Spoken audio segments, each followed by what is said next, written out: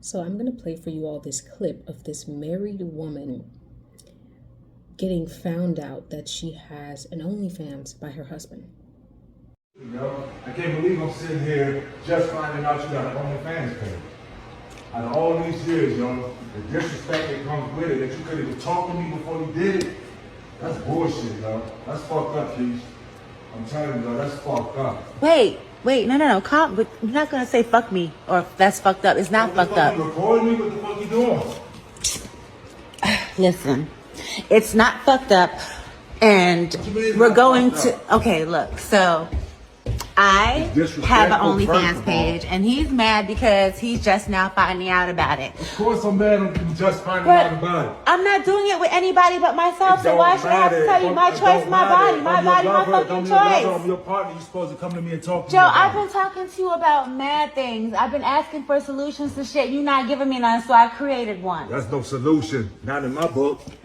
That's no solution. You knew who the fuck I was when you met me. Before, I knew that. Thought that I would never have to go back to anything like this again. Beforehand, but unfortunately, that's not the case right now. After that, everything's supposed to change. Everything did change. No. Obviously, it hasn't. No, it had to. I had to do something. Hasn't. You stood out there showing your body.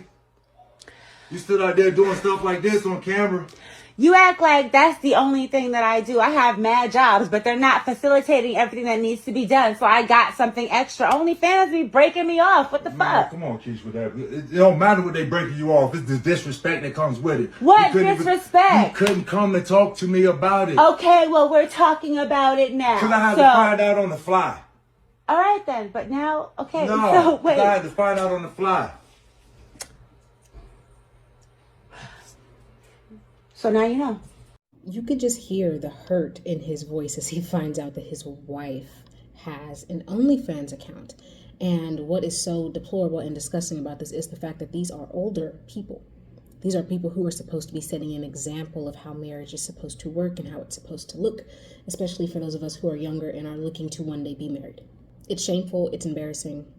This is the result of I believe, a mindset of lack, which is something that a lot of people today suffer from, is this belief that they're lacking and they need to find ways to make up for it. This woman is married, living in a beautiful home. You can look around at the house that they're living in. It's a nice home. She's got a lot going for herself, and she still feels this sense of lack, so much so that she needs to go out and start selling erotic photographs of herself on OnlyFans while married and not telling her husband about it. She uses this justification, my body, my choice, my body, my choice, I can do what I want. And sure, absolutely, that's true. However, you are married.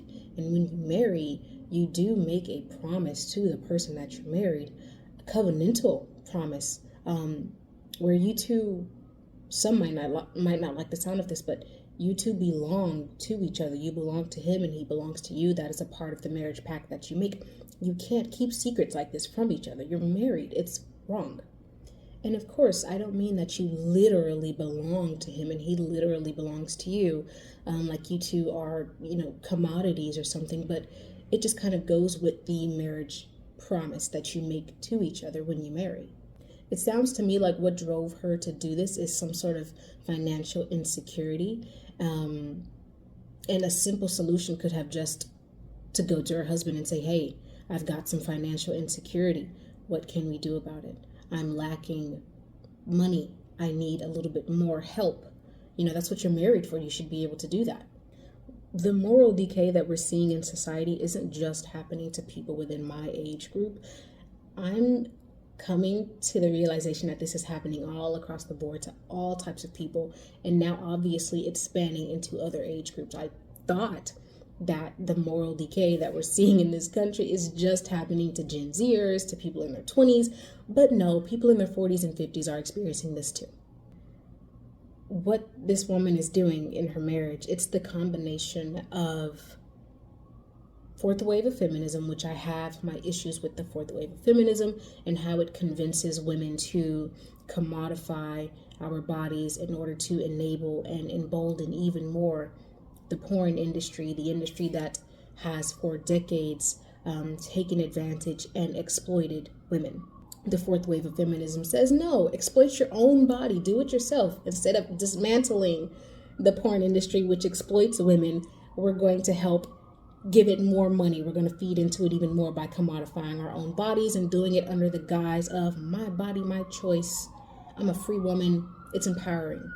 The second part of this that contributes to this sort of rush to insecurity and a lacking mindset is, I think, a lot to do with social media culture and influencer culture and everyone trying to sort of keep up with the Joneses, and so much so that you get to this point where you feel like you are lacking things. Again, this woman lives in a nice house. Look at the house around her. It's a big upper middle class home that she's living in, right? And she's still feeling like she is lacking something, so much so that she has to resolve to pornography, selling images of herself on the internet. Social media culture, hustle culture, get money regardless, even if it comes at the sacrifice of your morals culture, and the fourth wave of feminism. These things together creates this type of nonsense that we're seeing coming from people who are supposed to be setting examples for those of us who are in our youth to follow. It's deplorable. It's really sickening. It's getting dark out there, guys. We're losing hope. I'm losing hope. If you watch that video to the very end, I cut it, but if you watch it to the very end, the sadness in that man's voice as he looked at her bewildered, like, I cannot believe that you thought that this was okay. This was not okay. And that poor guy, his voice is cracking at the end.